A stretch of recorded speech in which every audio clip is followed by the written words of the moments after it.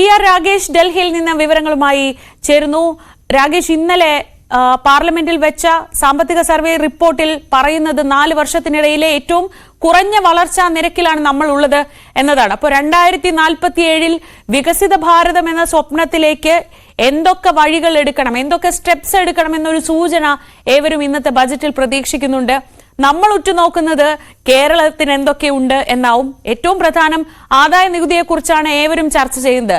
ഡൽഹിയിലെ പൊതുവായൊരു അന്തരീക്ഷം രാഷ്ട്രീയ വൃത്തങ്ങളിൽ ഒക്കെ എങ്ങനെയാണ്?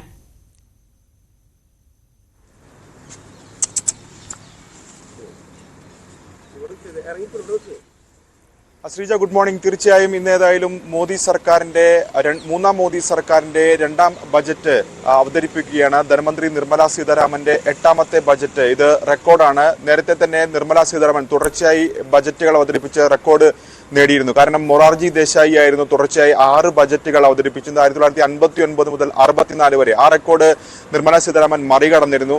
ഏതായാലും ഇന്ന് 8ാം ബജറ്റ് നിർമ്മല അവതരിപ്പിക്കുമ്പോൾ എന്തൊക്കെ പ്രഖ്യാപനങ്ങൾ ഉണ്ടാകുമെന്ന് തന്നെയാണ് രാജ്യം ഉറ്റുനോക്കുന്നത്. പ്രത്യേകിച്ച് സാമ്പത്തിക മാന്ദ്യം നിലവിലുണ്ട്.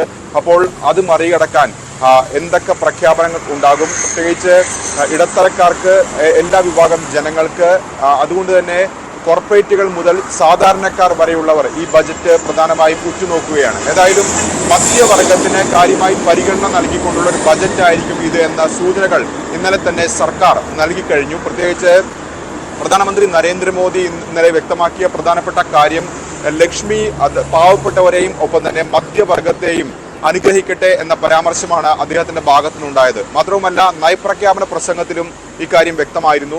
രാഷ്ട്രപതി ദ്രൗപദി മുർമുവിന്റെ നയപ്രഖ്യാപന പ്രസംഗത്തിൽ 8 തവണയാണ് അവർ മധ്യവർഗം എന്ന് പരാമർശം നടത്തിയത്. ഇതിനു മുമ്പുള്ള ബജറ്റിൽ അത്തരം മധ്യവർഗം എന്നുള്ള വാക്ക് അവർ ഉപയോഗിച്ചിരുന്നില്ല. പക്ഷേ ഇന്നലെ അവതരിപ്പിച്ച നയപ്രഖ്യാപന പ്രസംഗത്തിൽ ഏതായാലും 8 തവണ മധ്യവർഗം എന്ന വാക്ക് ഉപയോഗിച്ചു. ഇന്ത്യയുടെ പുരോഗതിക്ക് മധ്യവർഗത്തിന്റെ അഭിലാഷങ്ങൾ പൂർത്തീകരിക്കണം എന്ന പരാമർശം പോലും ഇന്നലെ നയപ്രഖ്യാപന പ്രസംഗത്തിന്റെ ഭാഗമായി ഉണ്ടായി. അപ്പോൾ സ്വാഭാവികമായും മധ്യവർഗത്തെ കയ്യിലെടുത്തുകൊണ്ട് അല്ലെങ്കിൽ മധ്യവർഗത്തിന് കാര്യമായി പരിഗണന നൽകിക്കൊണ്ട് ഒരു ശ്രമങ്ങൾ സർക്കാരിന്റെ ഭാഗത്തുനിന്ന് ഉണ്ടാകുമെന്ന കാര്യം ഉറപ്പാണ്. കാരണം നേരത്തെ സൂചിപ്പിച്ച പോലെ വലിയ സാമ്പത്തിക മാന്ദ്യം രാജ്യം നേരിടുന്നുണ്ട്. അങ്ങനെ ഉപഭോഗം വർദ്ധിപ്പിക്കുന്ന പണം വേണം. അപ്പോൾ സ്വാഭാവികമായും മധ്യവർഗത്തിന് ഊന്നൽ നൽകിക്കൊണ്ട് നടപടികളിലേക്ക് സർക്കാർ കടന്നേക്കും എന്ന് തന്നെയാണ് സൂചന. ഏതായാലും ഏവരും ഉറ്റുനോക്കുന്ന ഒന്ന് ആദായ നികുതിയിലെ ഇളവ് തന്നെയാണ്. കാരണം നിലവിൽ പുതിയ ടാക്സ് സ്കീം പ്രകാരം 3 ലക്ഷമാണ് ആദായ നികുതി ഇളവിന്റെ പരിധി.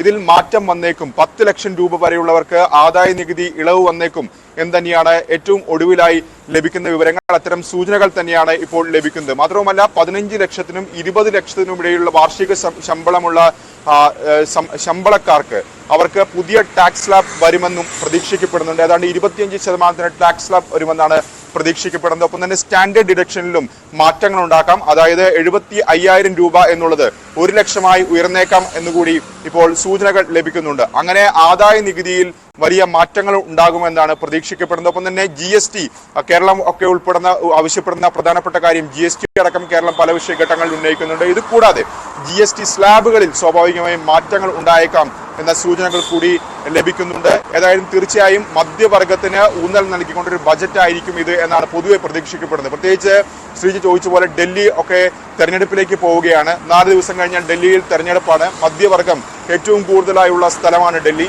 അപ്പോൾ സ്വാഭാവികമായും അത്തരം പ്രഖ്യാപനങ്ങൾ ഉണ്ടാകും എന്ന സൂചന തന്നെയാണ് ഇപ്പോൾ നയപ്രഖ്യാപന പ്രസംഗത്തിന്റെ ഭാഗമായാലും സർക്കാർ വൃത്തങ്ങളുടെ ഭാഗമായാലും ഇപ്പോൾ ലഭിച്ചുകൊണ്ടിരിക്കുന്നത്. ഏതായാലും 9 മണിയോടുകൂടി തന്നെ ധനമന്ത്രി നിർമ്മല സീതാരാമൻ ധനമന്ത്രാലയത്തിൽ എത്തും. അതിനുശേഷം രാഷ്ട്രപതിയുമായുള്ള കൂടിക്കാഴ്ച, തുടർന്നാണ് ധനമന്ത്രി പാർലമെന്റിലേക്ക് എത്തുക. സ്വാഭാവികമായും ഇന്ന് ബജറ്റിന് മുൻപ് കേന്ദ്ര മന്ത്രിസഭാ യോഗം ചേരേണ്ടതുണ്ട്.